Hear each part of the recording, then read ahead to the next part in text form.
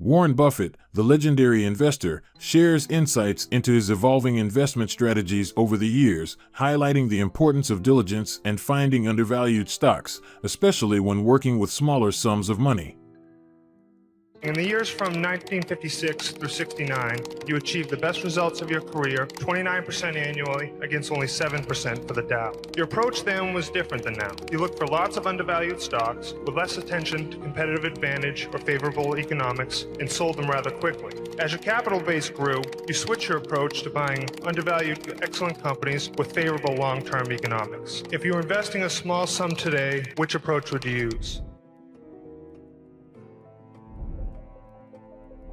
Well, I would use the approach that I think I'm using now of trying to search out businesses where I think they're selling at the lowest price relative to the discounted cash they would produce in the future. But if I were working with a small amount of money, the universe would be huge compared to the universe of possible ideas I work with now. You mentioned that 56 to 69 was the best period. Actually, my best period was before that. It was from right after I met Ben Graham in early 1951. But from the end of 1950 through the next 10 years, actually returns averaged about 50% a year. And I think they were 37 points better than the Dow per year, something like that. But that I was working with a tiny amount of money. So I would pour through volumes of businesses, and I would find one or two that I could put $10,000 into or $15,000 into that they were ridiculously cheap. And obviously, as the money increased, the universe of possible ideas started shrinking dramatically. The times were also better for doing it at that time. But Warren Buffett reflects on his investment approach over the years.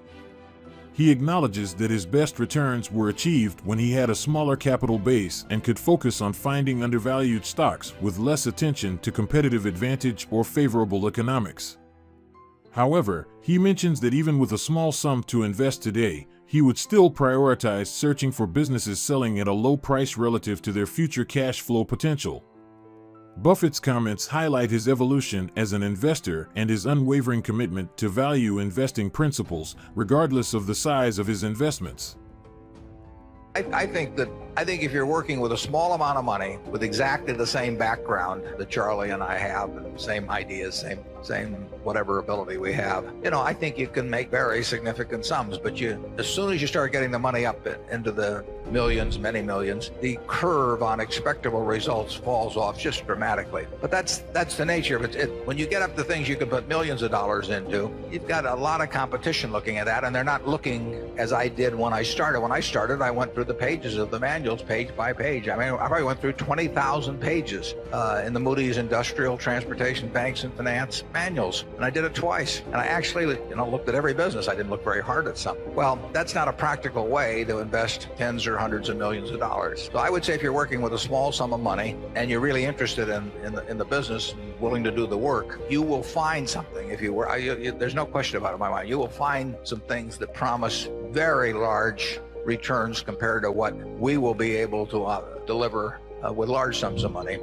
I would do it exactly the same way if I were doing it in the investment world. I mean, if I were getting out of school today and I had $10,000 to invest, I'd start with the A's. I would start going right through companies, and I probably would focus on smaller companies because I would be working with smaller sums, and there's more chance that something is overlooked in that arena. And as Charlie has said earlier, it won't be like doing that in 1951 when you could leaf through and find all kinds of things that just leapt off the page at you. But that's the only way to do it. I mean, you have to buy businesses or little pieces of businesses called stocks, and you have to buy them at attractive prices, and you have to buy into good businesses. And that advice will be the same 100 years from now in terms of investing. That's what it's all about. And you can't expect anybody else to do it for you. I mean, people will not tell you about wonderful little investments. It's not the way the investment business is set up.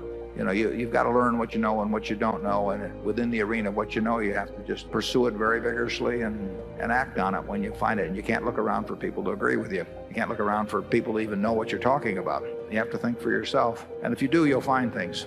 Charlie?